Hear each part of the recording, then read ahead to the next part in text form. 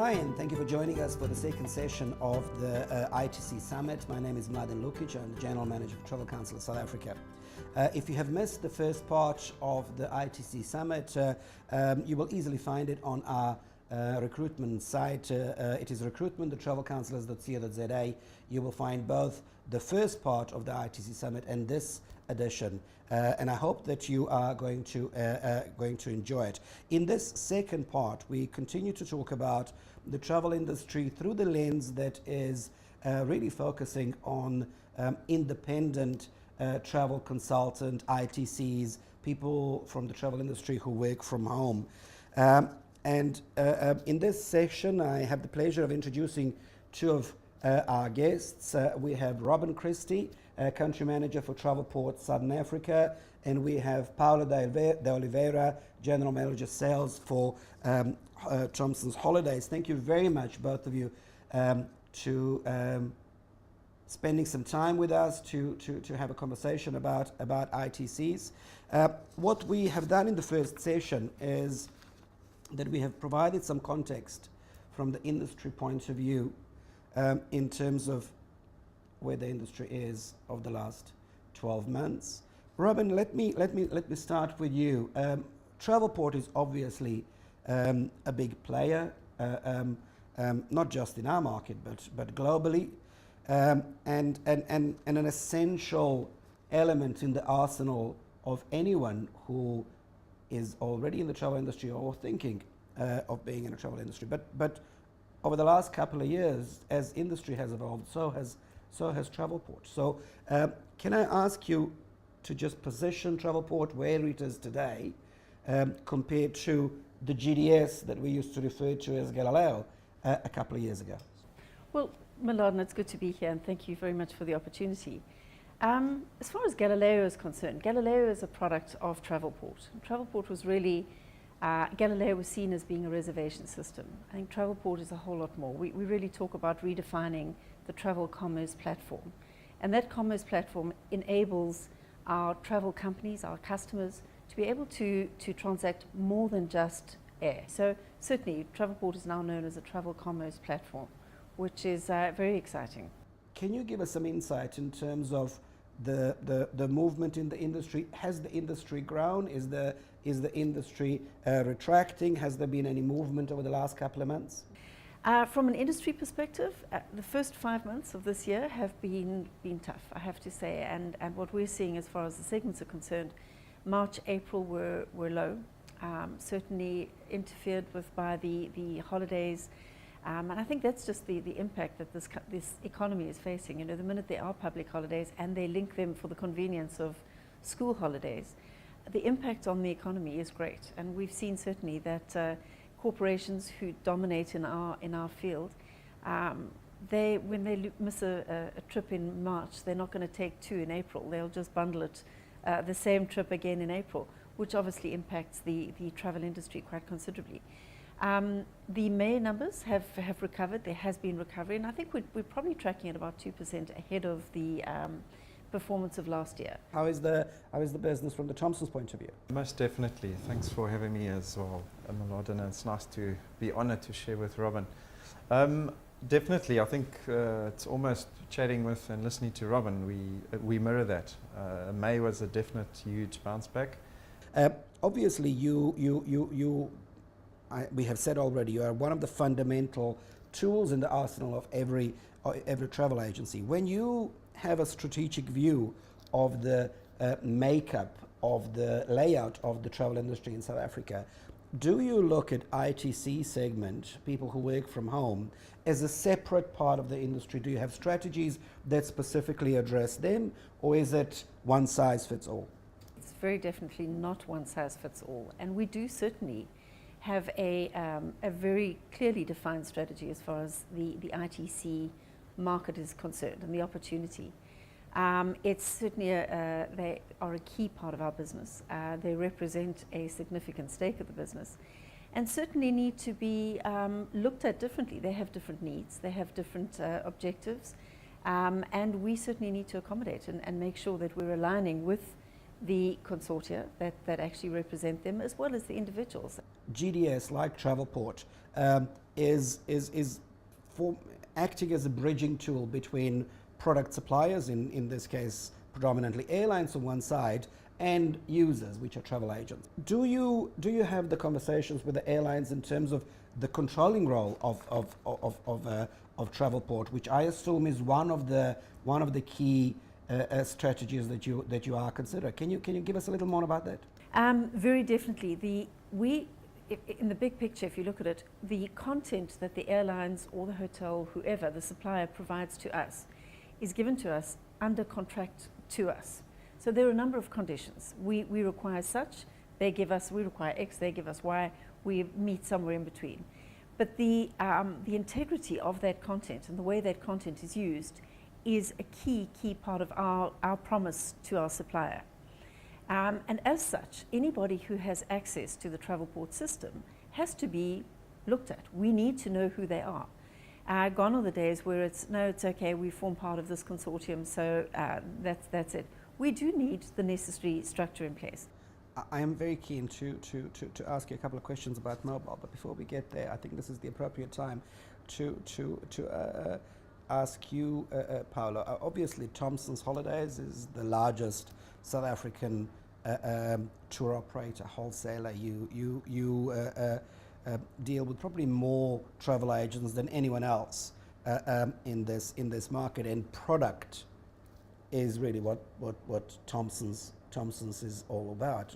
Thomson's Holidays has always been, if I can use the term, one-stop shop as a concept. So when we talk about omni-channel, obviously a big part of that product delivery is tour operators like Thomson's. When you consider travel agents needing to make sure that we have better quality access to product, not just in terms of pricing, but in terms of knowledge and information, how does that impact your strategy in terms of how you structure your own product and how you deliver that into the marketplace?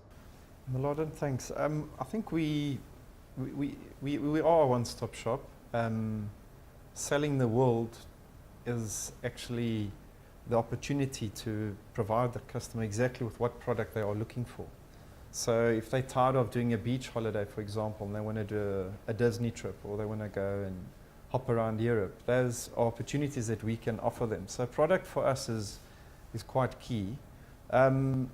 We are a convenience structure. We structure around convenience. So we are one-stop shop. So we can do, we cater for an individual where we can do everything for them.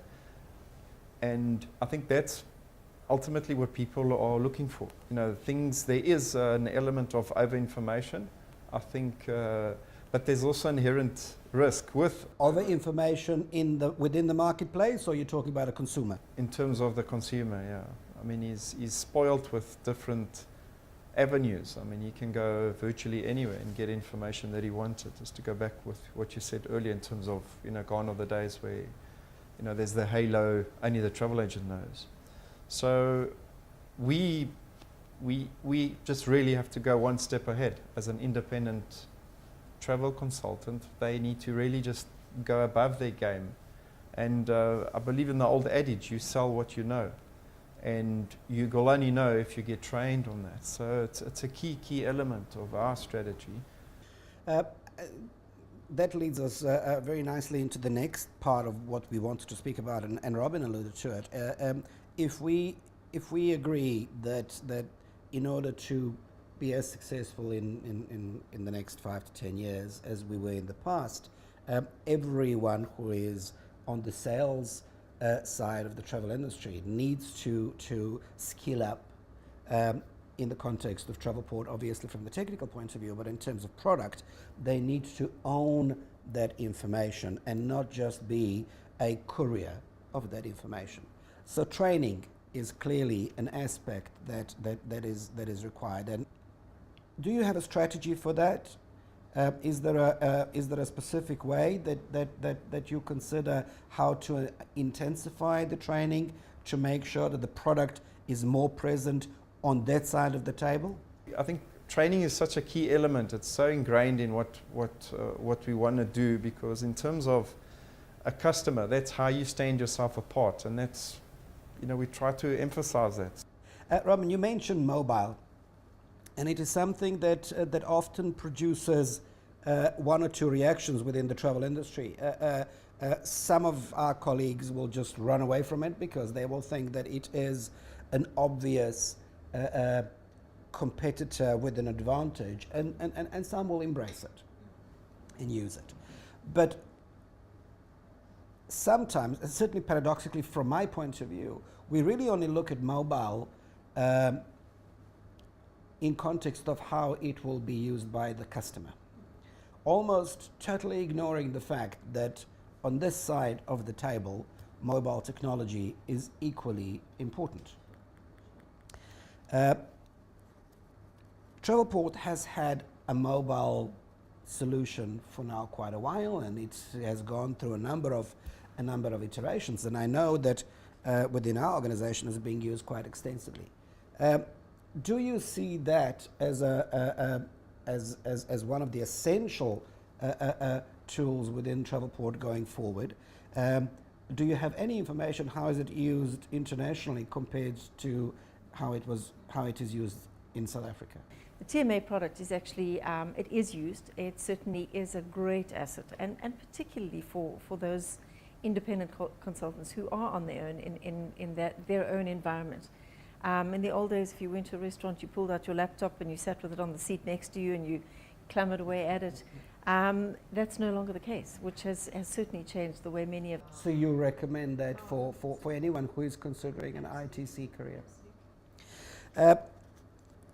Another aspect that is changing very dramatically, and Paolo alluded to that kind of rate of change, but from the technology point of view, is that what I have observed in our relationship with Travelport is that you have almost defined a strategy where engagement with Travelport from the travel agency point of view is served in small portions. It's like a buffet style menu of Travelport. While in the past it was, here's the GDS, you get allow and you get everything with it. It seems that we have moved as an industry away from it, so every agency will select elements of technology that they need. So that seems to be well defined. But really the question is, that assumes quite a high level of IT competence on the side of the agency. Does that work against not just ITCs, but small agents, agents who do not have, and even larger companies that don't seem to pay much attention to their IT strategy and rather outsource that somewhere? Do you find that to be a challenge? Sure. Milan, I think the challenge is when that IT or that embracing the technology is not adhered to or not taken seriously. I think that poses a bigger challenge, because those agents kind of get left behind, and that is the reality. You need to keep up. You cannot use a machine that has outdated, the software is no longer valid, the certificates, the security, all of that. You cannot run new software on old hardware, and it really isn't an every year or an annual cost, but it is something that every ITC needs to build into if they choose to be platform independent. Can I ask you a cheeky question as well, seeing that you're here? Is there a deadline for Focal Point to disappear off our screens? There is a deadline. We are probably going to go into a lockdown on Galileo, on Focal Point, in December 2016. And which is why we have made huge effort and huge strides in providing the training for the use. In this case, we've actually provided it free around the country, because it really is, it's in everybody's interest that our market and our customers are trained on it. So we have 6 months, you have heard it, we have 6 months before Focal Point is gone and SmartPoint is the only platform that is supported. Absolutely. Paula, does Thomson Holidays have a specific strategy that distinguishes ITCs from how you relate to perhaps TMC's owned franchise businesses? We do. We definitely do, because we feel that independents are the business approach that they have is different. So we try very hard to customize it as best possible for a home-based or independent-based agent. So we definitely do have a specific approach with regards to training, with regards to sales calls. It's quite important. I think we got to customize. Gone are the days where I think everything fits everyone. I think it's swung, the pendulum has swung completely in the opposite way. So we try to customize it. So just in short, it's one-on-one, direct, brief, and we feel that we try to assist as best as we can, because we also know the home-based agent is also on their own time. They understand, they have their pressures in terms of what they can or cannot do. They've become independents because they believe strongly in the balance of life and that quality of life we were talking earlier about. The time is the new currency, and I think they've got it. They've got at that point, or that's their objective, is to strike that balance between work life, and we try as best as possible to fit within the work. Well, all that's left for me is to thank you for your time with us, and I do hope that we will be able to continue this interesting conversation in the next editions of the ITC Summit. Thank you very much. Thank you, Malota. Thanks for having us. Great pleasure. Thank you. We have invited Mark Gore. Hi, Mark. Mark is a partner in an accountancy firm called Marks Gore, and he's perfectly qualified to help us navigate these waters that perhaps we as travel agents are not really familiar with. So thank you for spending a little bit of time, and hopefully you will be able to untangle some of this complication for us. My pleasure. Thanks for having me. So let me ask the first question. What would be the trigger that would give rise to a business? What needs to happen for a business to exist? The minute you exchange goods or services for money, you are a business. You are performing a business function. Okay, so if we have a transaction, if we have sold a travel service to someone, the moment the money has changed hands, that business is born, and both the taxman and the law of this country requires us to actually now deal with it as a business. That's correct, yes. Okay, so when we deal with it as a business, can you give us a narrowed down version of what are the reasonable choices for us to constitute a business? Sure. So there's a few various sort of options, but the main two that you come across most is the sole proprietor.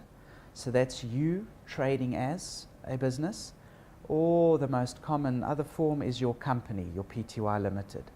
What are the differences? The sole proprietor option is a very simple option. It's basically you. I am the business. With your company, you are forming another body, which is the business, and then you sit next to that business. Or, I mean, even though you are integrated in it and you may be part of the business, they are totally two separate entities. Is it fair then to say that one of the significant consequences is that as a sole proprietor, you only pay tax as an individual earning an income, but as a company, there are two entities that need to satisfy the taxman? That is exactly correct. We'll talk a little bit about the tax in a moment, but one thing that comes to mind is from the banking perspective, am I correct in assuming that if I'm a sole proprietor, I have a personal bank account and the income that I earn comes into my personal bank account? How does it work for a company? So a company, being a separate body, should have its own bank account. And ideally you should channel your business income through that account and keep your personal affairs totally out of that business account. So yes, you should operate two separate accounts if you're going to run a company. Another aspect of this financial discipline is VAT. Within the travel context, we have domestic travel, which is subject to VAT, and then we have some of the international travel in some circumstances, which is not. And it in itself is a bit of a minefield to untangle. But if one runs their own business, at what point, at what threshold of income does a travel agency need to register for VAT? So the current threshold is R1 million, so that would be the amounts that you've actually invoiced. And it's R1 million per financial year, so let's call it March to Feb. If you hit $1 million, you automatically need to register. If you foresee that you're going to hit $1 million, you're supposed to be proactive and actually go forward and register for VAT. Mark, thanks a lot, and hopefully when we get you back on, we will be able to go deeper into the accounting element of our business. Brilliant. Thanks a lot. ITC Summit would not be complete without being able to hear somebody who has actually put in practice many of the points that have been raised in the previous discussion with various other people. So we are so pleased to welcome Nikki Hayden. Nikki, welcome, and thank you very much for spending some time with us. Thank you for inviting me. Nikki is running her own business for now, just a little more than 7 years. And she will be able to give us first-hand information about how all this that we were talking about translate in real life. So, Nikki, to start with, if you can cast your mind to before you actually ran your own business, you were a consultant. You worked for an agent. Correct, for 6 years. Give us the process. What did you know? What didn't you know? What did you plan for? How does that work out? If you now think with your mind now and where you were when you made this choice, has anything changed? Tell us a little more about that process. Well, from the beginning, when I first saw the opportunity of running my own business, obviously there was a lot of investigation involved because I had been in a retail agency where everything was always taken care of and this was the be-all and end-all. And I just felt like I needed something different. So I challenged myself to go out and have a look and see what the opportunities were, or whether or not I should move up in the company, what would work for me. And obviously, looking into the future of running, having my own family, from working from home would obviously be a positive, that you have more time for yourself. So I looked at various different options and I found a host company that seemed right for me, but it's a lot of information that you need to find out in order to be able to take that step, because you're going from being completely boxed in and taken care of and that's your job, to being in control of a business that is yours. I then spoke to a few friends who've been working for themselves, completely independent, versus working for a host company, to be able to see the differences. And this just seemed like the right step for me. It's more of a family, but still gives you that freedom to run your own business as your own MD, call it. And I wouldn't change it, no. I've learned a lot. I think that each day you continue with the industry that we're in, it continues to grow and change constantly. So you have to roll with it and just see where you end up. And I'm very happy where I am now. It's a step up in terms of knowledge that it is worth having a partner rather than try and navigate these murky waters yourself, so that you can at least find out what is out there. Was that important for you? That was very important for me. I mean, there's so many different companies and suppliers and all sorts of people that you have to deal with in the industry that are out there, that you need some guidance and somebody to back off onto, to go, is this the right route to take? Who should I work with? Who shouldn't I work with? And obviously, when you're in a retail agency, you're fixed with certain suppliers and you have to work with them. Whilst when you work for yourself, it opens up so many more doors, and you just need to know that none of those doors are traps. And would you say, now you have 7 years of experience, does that ever end, or is this exploration and needing to consult and learn forever? Forever, especially in this industry. There's a new supplier, there's a new destination that people haven't really considered before. There's new airlines, there's airlines that are going under. There's so many things that you need to be able to have that relationship with somebody that you can bounce off of and know that you're okay. You know, you're yourself, you're running your own business. You are responsible not just for your business, you are responsible for however many clients you have. And their trust lies with you, so you have to be responsible. Well, let's talk about trust. In the first segment of the ITC Summit that we spoke to Natalia from Asata, we spoke about the 21st Century Study, and almost in every of the 9 recommendations that study has put to the travel industry is that element of trust, the context of trust. Now, we know, if we are realistic, that as an industry we have a bit of a repair job to do with our clients, some that we have neglected and it's a reason, but some unjustifiable trust. How does that play out in your business? Is it financial in any way? How do you see that? Trust is definitely financial, and trust doesn't just lie with me. Trust lies between me and my supplier, between me and my host company, and between me and my clients. And if I can't trust who I'm dealing with, I can't tell my client to trust me. So I need to be fully aware of who I am dealing with in order to be able to be confident and tell my client, you are in good hands. We mentioned technology in our previous segment. We spoke to Robin Christie of Travelport and with some other guests. And of course, we know that anybody who's been in the travel industry, we know that it's like oxygen. Technology is everything for us.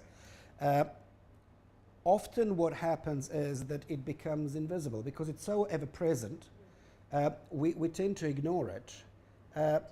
But then you wake up one day and you're running your own business.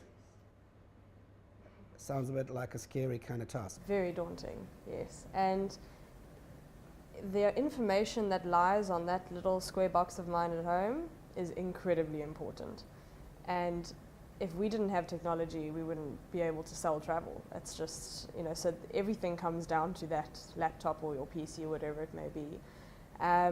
And the information that lies on there is everything to a client, everything from me to a supplier. You're referring to credit cards, names? Credit cards, passports, IDs, addresses, family information, So personal information.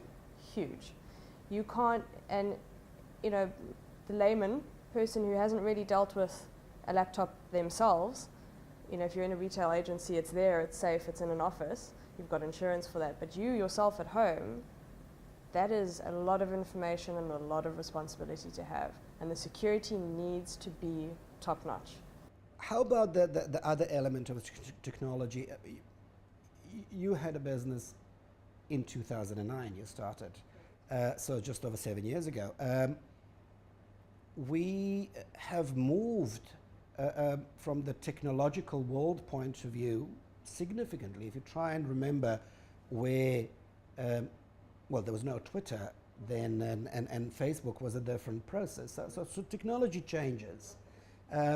In terms of running a business, a travel business, is that an important consideration to keep up with not only what is changed in IT world, but you have competitors out there. Some of those competitors are large, well-funded companies. Can you compete unless your technology is at the same level? A large part of it also does depend on your business, who you're marketing to, who you're dealing with. So for my business specifically, it's incredibly important to keep update with the times, and we are so close now. The world is so much smaller now with technology, and the fact that I can contact a hotel, whether it be through Facebook, through Twitter, I can contact them without just popping them an email. So to be able to offer your clients the best travel package, the best value for money, now you need to be up to date with the times in everything. Social media, the newest systems, the updated virus, all that sort of thing. You need to be valid today. Often marketing is neglected, or in the worst case scenario even ignored. how do you see marketing? I mean, you're running a business from home. Is that a big part of your business in terms of your success or failure, if you do it? I've adopted, a lot of business, well, not a lot of businesses. One particular business, Richard Branson, he says, if you don't make sure your staff are happy, your clients won't be happy. Now, for me as a business owner, I am the staff member. So for me, if I don't put everything and give everything to my clients, my business is worthless. So I need to offer something that's different to everybody else out there. And for me, that's relationships. And my form of marketing, because I'm very much a leisure consultant, is my relationships with my clients. I keep in contact with them, whether it be via Facebook, via Twitter, via Instagram, via the telephone, coffee meetings. You have to be forward, you have to remain relevant, you have to constantly be in the eyes of those that you're dealing with to be able to have them remember you. Just a small example is I didn't know that in my specific system of marketing that I hadn't ticked a few of my clients as marketable. I thought they were. I didn't revisit it. I went and ticked them all as marketing. A client phoned me saying she thought I'd disappeared from travel. She was right there in my system. I was friends with her on Facebook. She just wasn't following my timeline.